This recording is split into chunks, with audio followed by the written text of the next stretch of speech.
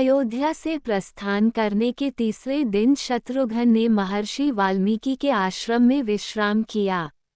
रात्रि में उन्होंने मुनि से पूछा, हे महर्षि, आपके आश्रम के निकट पूर्व में ये किसका यज्ञ स्थल दिखाई पड़ रहा है?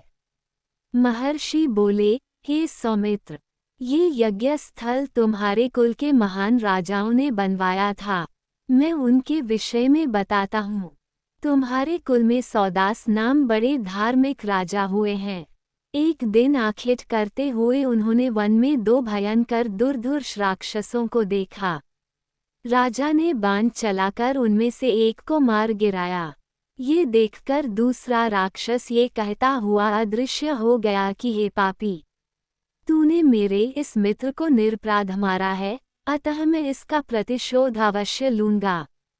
कुछ समय पश्चात सौदास ने अपने पुत्र वीर्यसह को राज्य देकर और वशिष्ठ जी को पुरोहित बनाकर इस स्थान पर अश्वमेघ यज्ञ किया।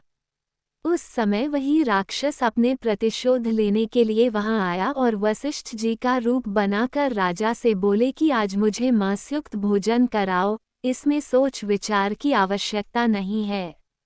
राजा ने अपने रसोइये को ऐसा ही आदेश दिया। इस आदेश को सुनकर वह आश्चर्य में पड़ गया। तभी वह राक्षस रसोइये के वेश में वहां उपस्थित हुआ और भोजन में मनुष्य का मांस मिलाकर राजा को दिया। राजा ने अपनी पत्नी सहित वो भोजन वशिष्ठ जी को परोसा।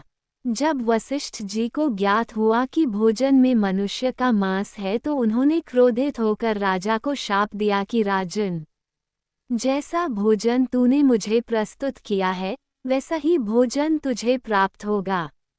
तब तो राजा वीर्यसह ने भी क्रोधित हो हाथ में जल लेकर वशिष्ठ जी को शाप देना चाहा, परंतु रानी के समझाने पर वह जल अपने पैरों पर डाल दिया। इससे उनके दोनों पैर काले हो गए। तभी से उनका नाम कल्माशपाद पड़ गया। तत्पश्चात राजा और रानी ने महर्षि वशिष्ठ के पैर पकड़कर क्षमा मांगी और पूरा वृतांत उन्हें कह सुनाया। तब वशिष्ठ जी ने कहा कि राजन, 12 वर्ष पश्चात आप इस शाप से मुक्त हो जाओगे और तुम्हें इसका स्मरण भी नहीं रहेगा।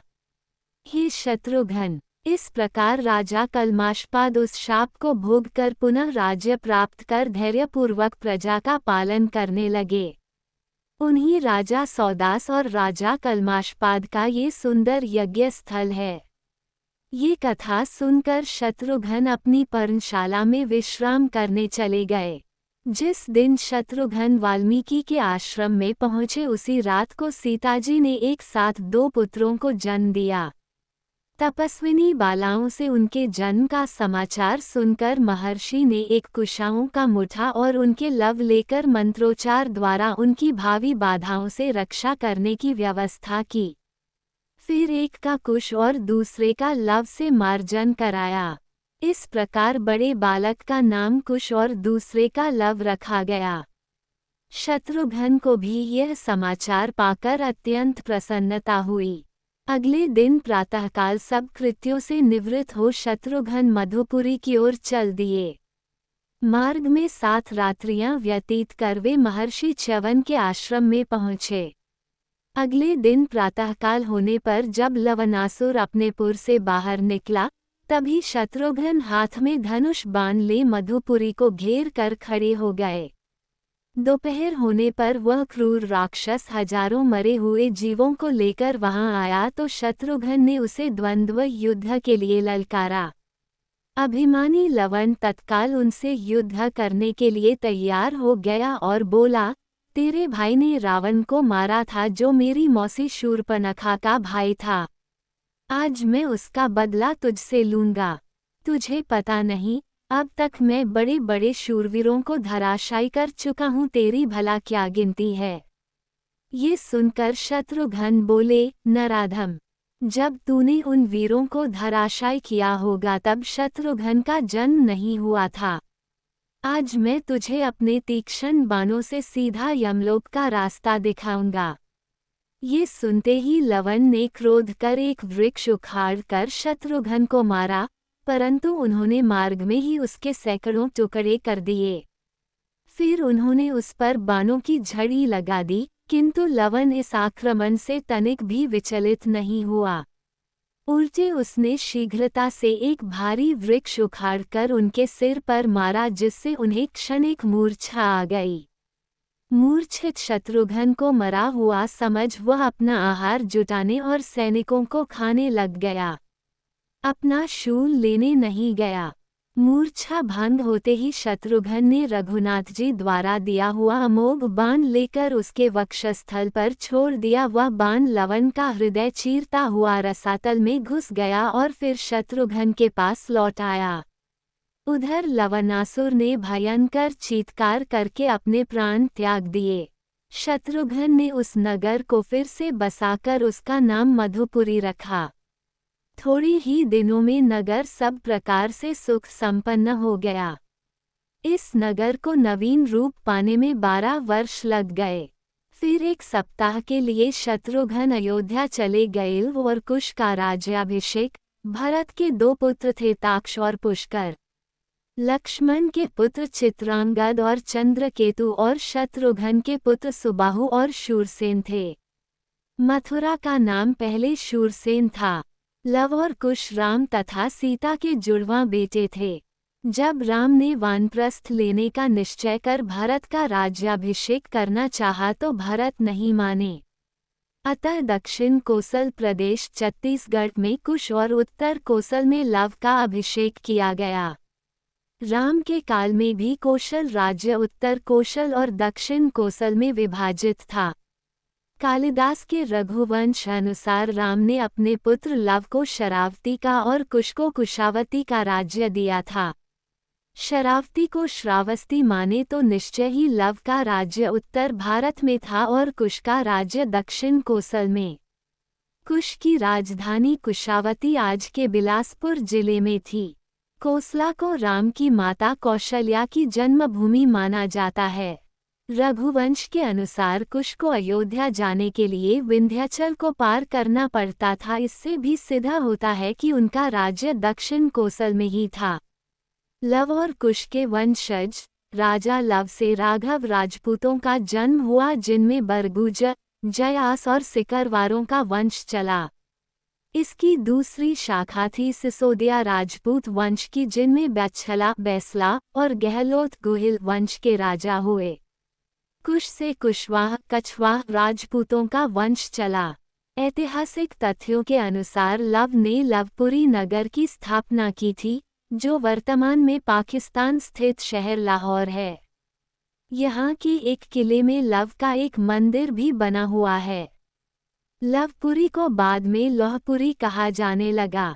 दक्षिण पूर्व एशियाई देश लाओस, थाई नगर लोबपुरी दोनों ही उनके नाम पर रखे गए स्थान हैं।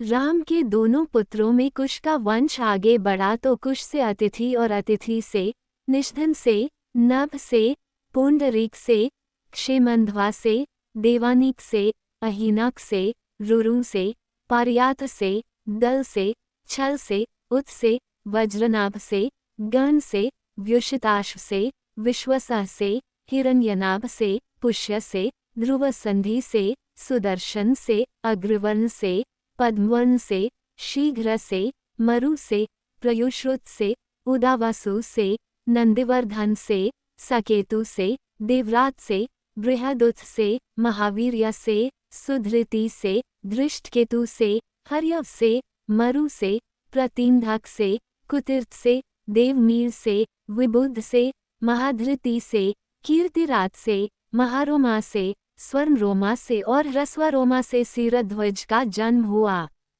कुश वंश के राजा सीरध्वज को सीता नाम की एक पुत्री हुई। सूर्यवंश इसके आगे भी बढ़ा, जिसमें कृति नामक राजा का पुत्र जनक हुआ, जिसने योग मार्ग का रास्ता अपनाया था। कुश वंश से ही कुशवाह, मौर्य, सैनी, शाक्य संप्रदाय की स्थापना मानी जाती है। एक शोधानुसार लव और कुश की 50वीं पीढ़ी में शल्य हुए, जो महाभारत युद्ध में कौरवों की ओर से लड़े थे। यह इसकी गणना की जाए तो लव और कुश महाभारत काल के 2500 वर्ष पूर्व से 3000 वर्ष पूर्व हुए थे। इसके अलावा शल्य के बाद बहत्क्षय, उरुक्षय, वत्सद्रोह, प्रतिव्योम, दिवाकर, सहदेव, ध्रुवाश्च, भानुर्थ, प्रतीताश्व, सुप्रतीप, मरुदेव, सुनक्षत्र, किन्नराश्रव, अंतरिक्ष, सुषेण, सुमित्र, बृहद्रज, धर्म, कृतजय, व्रात, रणजय, संजय, शाक्य, शुद्धोधन, सिद्धार्थ, राहुल, प्रसेनजित, क्षुद्रक, कुलक, सुरथ, सुमित्र हुए। भगवान श्रीराम के बाद लव ने श्रावस्ती बसाई और इसका स्वतंत्र उल्लेख अगले 800 वर्षों तक मिलता है। कहते हैं कि भगवान श्रीराम के पुत्र कुश ने एक बार पुनः राजधानी अयोध्या का पुनर्निर्माण कराया था। इसके बाद सूर्यवंश की अगली 44 पीढ़ियों तक इसका अस्तित्व बरकरार रहा। रामचंद्र से लेकर द्वापरकालीन महाभारत और उसके बहुत बाद तक हमें अयोध्या के सूर्यवंशी इक्ष्वाकुओं के उल्लेख मिलते हैं। इस वंश का बृहद्रथ अभिमन्यु के हाथों महाभारत के युद्ध में मारा गया था। महाभारत के युद्ध के बाद अयोध्या उजड़ सी गई, लेकिन उस दौर में भी श्रीराम जन्मभूमि का अस्तित्व सुरक्षित था, जो लगभग 14वीं सदी तक बरकरार रहा।